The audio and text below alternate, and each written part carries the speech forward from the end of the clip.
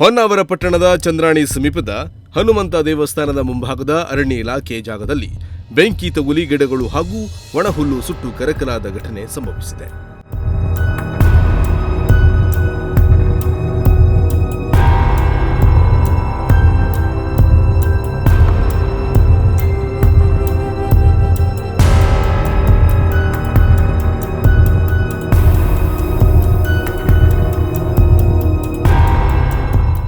ಹೌದು, ರಾಮತೀರ್ಥದ ಸಮೀಪವಿರುವ ಪ್ರದೇಶದಲ್ಲಿ ಶುಕ್ರವಾರ ಮುಂಜಾನೆ 10 ಗಂಟೆ ಸಮಯದಲ್ಲಿ ವಿದ್ಯುತ್ ಲೈನ್ ಮೂಲಕ ಬೆಂಕಿಯ ಕಿಡಿಯೊಂದು ಬಿದ್ದ ಪರಿಣಾಮ ಬೆಂಕಿ ತಗುಲಿದೆ ಎನ್ನಲಾಗಿದೆ.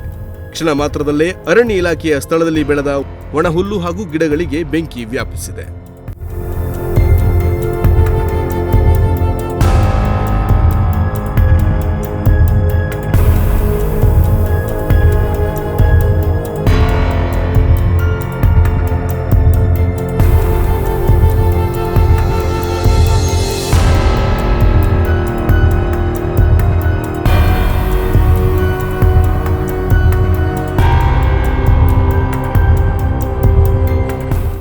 ದಿಢೀರ್ ಬೆಂಕಿಯು ವ್ಯಾಪಿಸಿರುವುದರಿಂದ ಸ್ಥಳೀಯ ನಿವಾಸಿಗಳು ಕಂಗಾಲಾದರು. ಗೋವಿಂದಗೌಡ ಎನ್ನುವವರು ಅರಣ್ಯ ಇಲಾಖೆ ಹಾಗೂ ಅಗ್ನಿಶಾಮಕ ಅಧಿಕಾರಿಗಳಿಗೆ ಮಾಹಿತಿ ನೀಡಿದರು. ಸ್ಥಳೀಯರ ಸಹಕಾರದಿಂದ ಅಗ್ನಿಶಾಮಕ ಸಿಬ್ಬಂದಿಗಳು ಬೆಂಕಿ ನಂದಿಸುವಲ್ಲಿ ಯಶಸ್ವಿಯಾದರು.